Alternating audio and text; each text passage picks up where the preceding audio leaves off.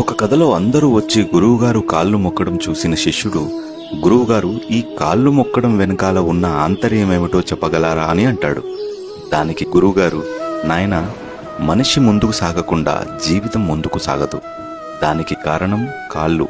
ఎన్నో దారులను, మలుపులను, ఎత్తుపల్లాలను, ముళ్ళను, రాళ్లను దాటుకొని కొన్ని వందల మైళ్ళు నడిచి నడిచి కాళ్ళు మనిషికి విజయాలను చేకూరుస్తాయి.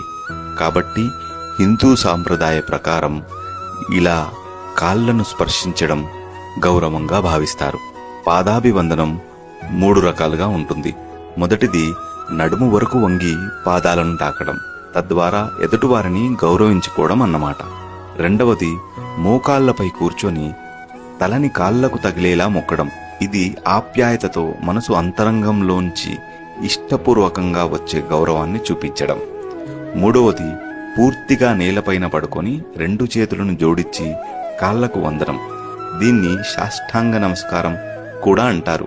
ఇది అత్యున్నతమైన భావాన్ని, దైవ స్వరూపులైన వారికి వ్యక్తం చేయడం.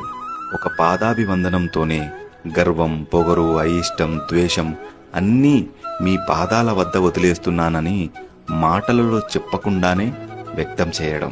తరచుగా మనం పండుగలలో, పుట్టినరోజుల్లో, పరీక్షా సమయాల్లో, ఇంకా ఏదైనా ముఖ్యమైన పనిని చేయబోతున్నప్పుడు పెద్దవారి అనుకూల శక్తిని ఆశీస్సుల రూపంలో పొందడం వల్ల ఆత్మస్థైర్యం లభిస్తుంది. పాదాభివందనం పొందుతున్నవారు ఎలాంటి వారైనా సరే, చివరకు శత్రువైనా సరే పాదస్పర్శ చేస్తే నీకు శుభం కలగాలని దీవిస్తాడు. అంత గొప్పది ఈ పాదస్పర్శ. పురస్కారాలు, బిరుదులు ఎన్నో లభించినా పాదాభివందనం పొందే అర్హతని సాధించలేని వారి కీర్తి శూన్యం. వయసులో చిన్నవారు కూడా ఈ గౌరవాన్ని దక్కుతుంది. ఎప్పుడంటే అన్యులు ఎవరూ తీసుకోలేని కఠినమైన జీవన ప్రమాణాన్ని ఎంచుకున్నప్పుడు. ఉదాహరణకి అయ్యప్ప మాల వేసుకున్న కన్యస్వాములకు పాదస్పర్శ కేవలం గౌరవానికే కాదు, ప్రేమకు కూడా చిహ్నమే. భర్త కాళ్ళు మొక్కి భార్య గౌరవాన్ని ప్రదర్శిస్తే, అదే భర్త భార్య కాళ్ళని స్పర్శించి ప్రేమను వ్యక్తం